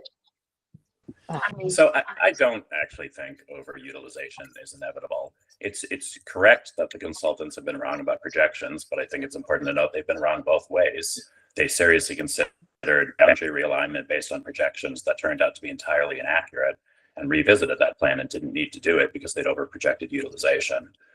I think that what Jennifer has said is accurate. I mean, there's been a vote on the plan. There's a plan for an expansion. And to me, the key point now is kind of what can we as a GO team do to be supporting Midtown? And I think that's primarily a question for Dr. Bachman, but for all the teachers is, are there things we can be doing to help you in this process of figuring out how to manage the transition in the time that it's going to take to have an addition? I brought up a couple meetings ago as one possibility, like, can we be pushing the consultant, in addition to be talking about facilities expansion, be doing some of the work that you need to do about researching additional strategies to manage utilization, to improve day-to-day operations of schools? Is it something we can be pushing for them to do? Or are there other things we as a GO team can be doing to support the decisions that you're going to make and how to manage capacity? I mean, coming from a student's perspective, when we're talking about issues of overcrowding and just a lot of kids in the hallway, I can tell you that even with the longer transition time, it is impossible to get anywhere to school without, you have to choose. So sometimes you don't get to go to the bathroom. Sometimes you don't get to fill up your water bottle. Sometimes you're going to be a little late just because you're trying to get around the school. And what happened at North Atlanta, I feel like if overcrowding and how many people are just in the same space continue, I mean, that's a reality. I mean, I have a friend who saw what happened to the kid and saw the stabbing incident. So I do think that safety is important.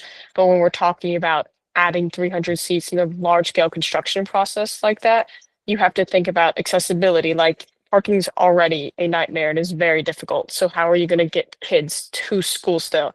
I mean, you have to leave earlier, but that's going to be a huge issue for consideration too. So I do feel like more resources should be allocated to figuring out the best plan, but we do have to deal with overcrowding. It can't keep going on like it is. Yeah, I just would like to see a mechanism to get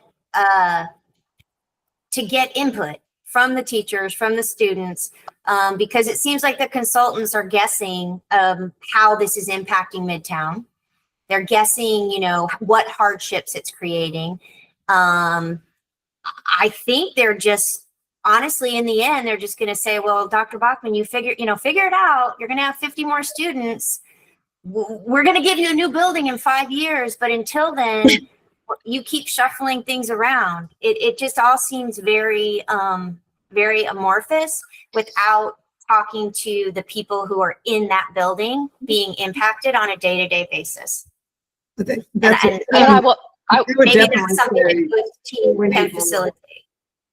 What'd you say, Dr. Bachman? I was just saying we definitely need more data, I think, from the people on the ground. Yes, more comments, more specific examples that we can share. Yes, I do. A lot of my concern is also safety. Mine often is traffic and safety of kids getting here, getting off campus, getting safely home. Right now, the buses that we have, they start in the afternoon at Charles Allen and 8th, and they go down all the way. And if you've noticed that, then they go on Monroe in the afternoon. That's 23 buses we have now. So to me, it's the in and out. It's getting kids in safely to where they need to go. We have to have a better working relationship with the city of Atlanta, with traffic people, with APD, honestly, with Piedmont Park, and that's really the city of Atlanta, the rec department, cultural affairs, a much better understanding of really what those events have, the impact they have on us. I feel like we're an afterthought, and we can't be that way. We have almost 1,900 people here every day on a pretty small area, and getting 1,900 in and out is a big issue. We have people that, honestly, you all, that are devoted completely to safety during the day, duty, watching, supervision, monitoring. And that's one of the things that concerns me, is just how many more people, adults, would this bring on that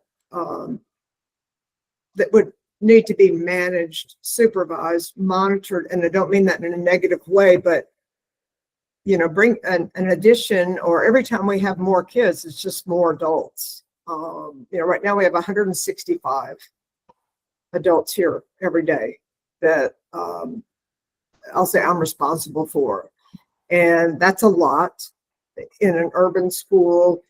No shade on anything there. It's just a lot. We're not a Gwinnett where we can handle 2,500, 3,000. We don't have the space, the field space, but I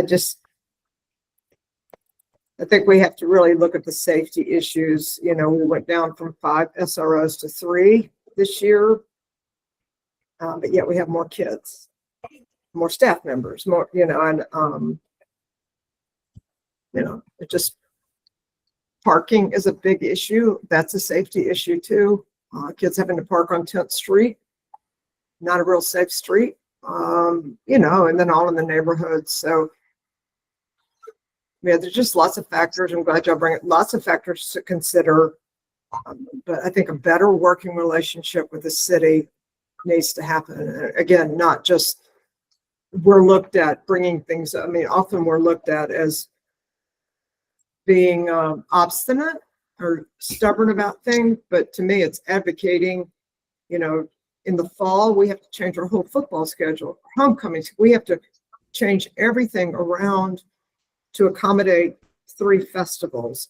And that means often we have to have a homecoming dance on a different weekend than a game. I mean, and other people think that's fine, but when you're a 16-year-old, that's not fine. Doesn't make sense. Right. It doesn't make sense. It's like 2 weeks later. We've already got the dates, which is great for shaky knees for next year, but that doesn't help us because the football schedule doesn't come out till late May. And so they can tell us, as they did last week, we're letting you know in advance, the dates are not going to change. These are the dates. I mean, that's it's not very accommodating. You know, I guess that's a big moneymaker for the city, but we're important too. And that's where I feel like we're not, but the traffic is, you know, the safety of the kids is, and the faculty is very important to me. Yeah, So, Dr. Bachman, what is the best way to gather that information? Like gather the data, gather the feedback of the people who are in the building. Yeah, that was going to be my question that's too. Like how, process. yeah, how could we help you? Like in, you know, as to Kurt's point, could there be like some group that tries to funnel this information? Because I know that the administration, for instance, was not aware, the current administration was not aware that we had already cannibalized our instructional resource rooms, you know, for classroom space. We're the only high school that doesn't have any, right, dedicated instructional resource rooms. So that's some of the information that they're missing. So how can we, or you, and how can we help you, you know, get this information, to Jennifer's point, to the administration in a collaborative way? I mean, I'd like it to be very useful, not just anecdotal, I'll say, but like things that Nora said, you know, it's almost, I have to make choices between the restroom, you know, or maybe running by the library to check in a book, to go by the counselor's office, you know. Those are some really good points that hit you on a human side. You know, so I think not just getting reams of data it's really important. I don't know, suggestions as to how teachers' thoughts, Christian and Nora, to get student thoughts. I mean, I can tell you right now that almost everybody I talk to, transportation is got to be up there on one of the hardest things to deal with at Midtown. I mean, I park on 10th Street almost every day, and it's an absolute nightmare. It's unsafe. I've been hit by another student before. Like, it's always an issue. There are always horror stories. Transition periods, like I've said, it kind of takes away the fun part of high school, right? So you can see your friends between classes or talk about what you're going to do after school. So when you shorten that and when it turns to overcrowding, school turns into more of an annoyance instead of a collaborative atmosphere. And I think that surveys are going to be difficult to work with because many people don't take them seriously.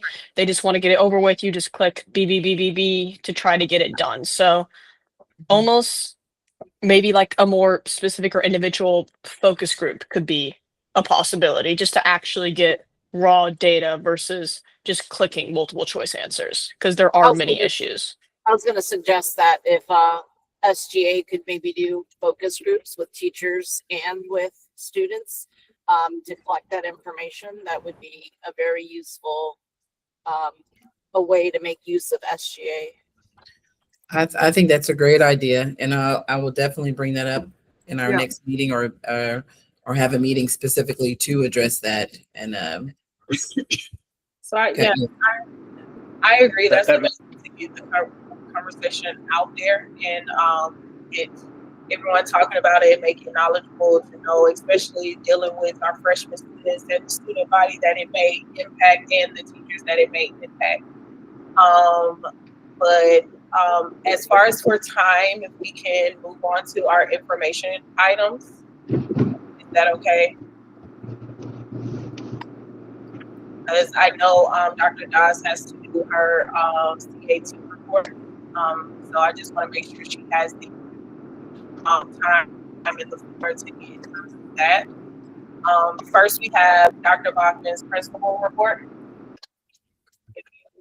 I don't have anything, like we don't have any updated CCRPI. All that data is the same, and attendance, no data either. Okay. Nothing new.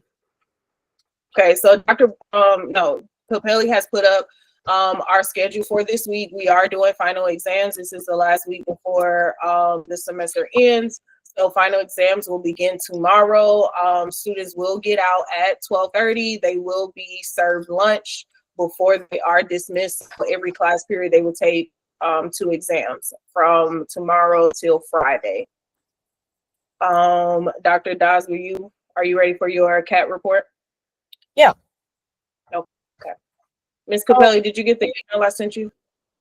Yeah. I'm gonna switch over. And just a quick note, there is a little video in there that Mr. Wallace created just to highlight our all the happenings of the semester. So it's literally 1 minute and 1 second long. So take a second to watch it.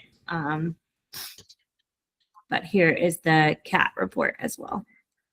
All right, there you go, Dr. Dawes.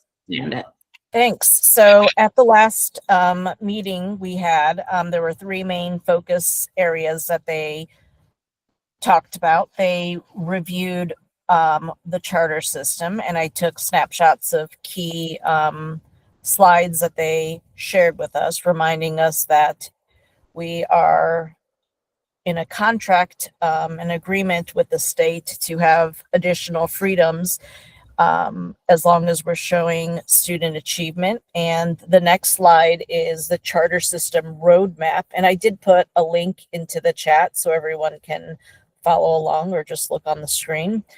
So this is where we've come from in terms of the charter school system.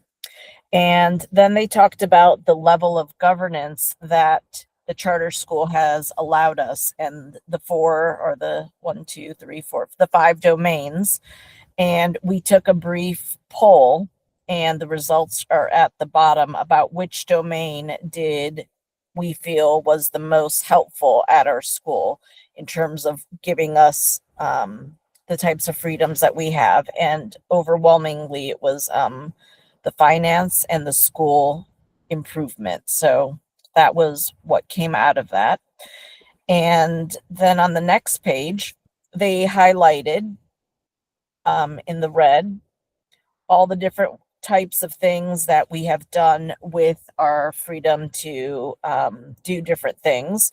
And it was in terms of human resources, academic flexibility, financial flexibility, and programming.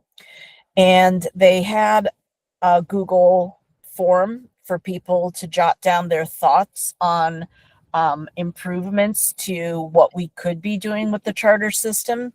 And that was not shared with us. They were going to be collecting that data. So hopefully they will be sharing that out with the next session.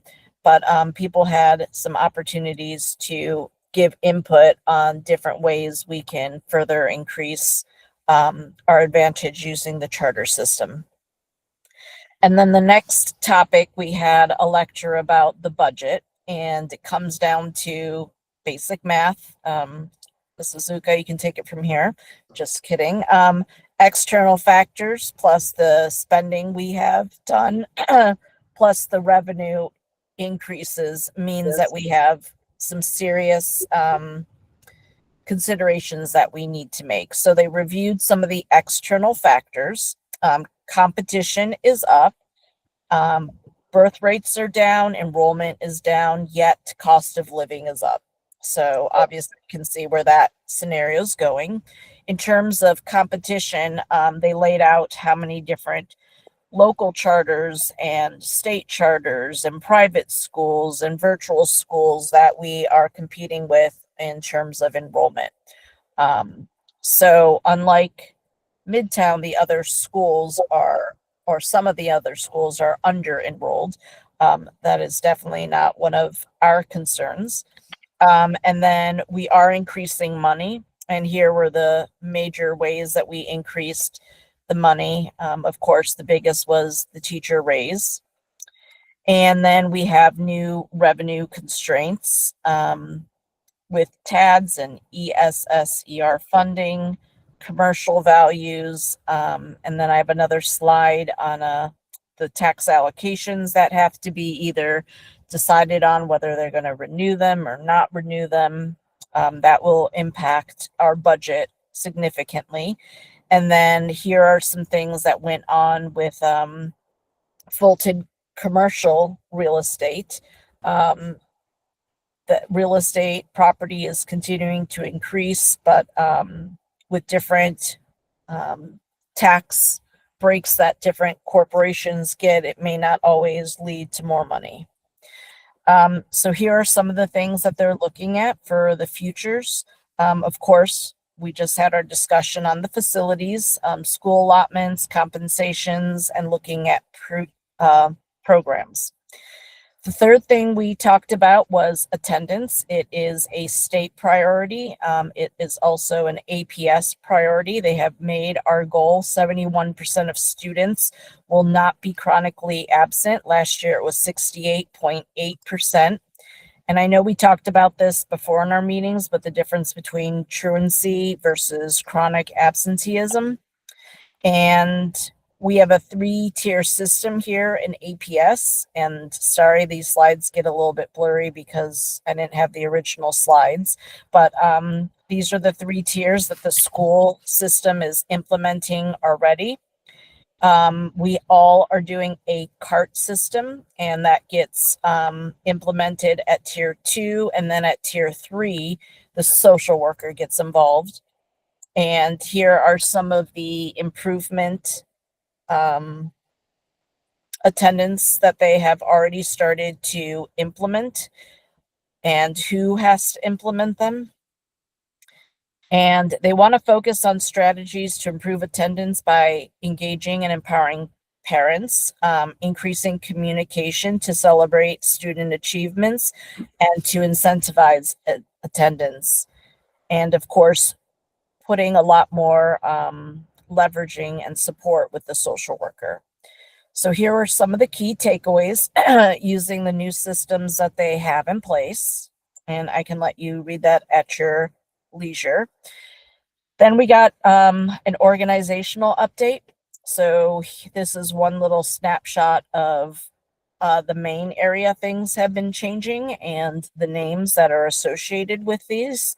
And the next one is specifically how we're impacted by that. We are working with Curtis Douglas, and he's over a couple different high schools. And then here's the district executive committee, and you can see the different clusters that are involved and who our chair is. So we then ended with a cluster summary discussion. We had to talk about 2 things. What concerns did we have as we entered the budget process? And I think we've already touched upon it. And it was very loud and clear that people are frustrated that the enrollment projections don't match the finances, especially with the 15-day count. They wanted to know if we can move it after Labor Day. Those just exactly what we already said. And then we shared some strategies of what's working at different schools in the cluster. So here were some of the things the other schools said. So that was our meeting, mostly informative. And then part of it was this last bit of discussion. Does anybody have any questions for me? Okay, Mrs. Oko, I think I'm done. So it's glad to see that we're not the only, it's good to see that we're not the only ones having the conversation about the enrollment projections. At least it's being going on, especially at the cluster. So at least the conversation is being, hopefully Dr. Bryan can utilize the things with her SGA representative so we can get the conversation going and make everybody else aware of what's going on. But it's good to see that they had that at the Carton as well. Ms. Capelli, do we have any public comment? We did have one person in our meeting that's not on. Let me see if she's still here, but I haven't had anyone reach out. Okay. All right. Are there any other announcements anybody wants to share? Can I ask a question? This is Eric. Yes. Can someone, and this is back to facilities, can someone briefly walk us through the SPLOST process? The SPLOST being the funding mechanism that would fund an expansion project like a 300-seat expansion. Is there a design and engineering process? Is there a possibility that a project could fall off a list, move up a list? How does that work historically? Eric, Dr. Bachman sent that in an email with kind of the outline of, when you get home, just look at the email because it outlines like the schedule for the SPLOST, but also says that, within the SPLOST, yes, it's a large amount of money, but it's not bottomless. And, it could be that not everything gets funded, right? And after serving on the SPLOST Oversight Committee for many, many years, yes, you do your best job at the very beginning to say what you're going to spend it on, but things change as years go on because it's 5 years. We don't start collecting tax money from this until July of 2027, if it passes. So, but just go read Dr. Bachman's email and stay in tune to, the info from the district because they will walk you through all of that process. Thank you. Thank you, Tamara. Yeah, and I also just wanted to say thank you guys for letting us have the conversation about the facilities because I thought it was a very fruitful conversation, and the reluctance to actually engage in conversation prevents us from having these ideation sessions on how we're going to approach the challenges that lie before us, which I think it's going to take us all leading in to figure out how we can best serve all the kids, and thank you for that. I think we can gather some good input on January 5th, the teacher workday. I think teachers, maybe we could get a format going, a small group conversation, 30 minutes or something each. So let's work on that this week. Yeah, I could definitely help out with whatever you need. So we have reached the end of our agenda. Is there any additional business at this time? Okay, may I have a motion to adjourn the meeting? Motion to adjourn. A second. Thank you. All opposed, please raise your hand. All in favor, say aye since we're on. Aye. Aye. All opposed? Any abstentions? Okay, this meeting is now adjourned at 6:09. All right. Thanks, everyone. Thank you. Guys. Have a happy holiday vacation. All right, thank you. Goodbye.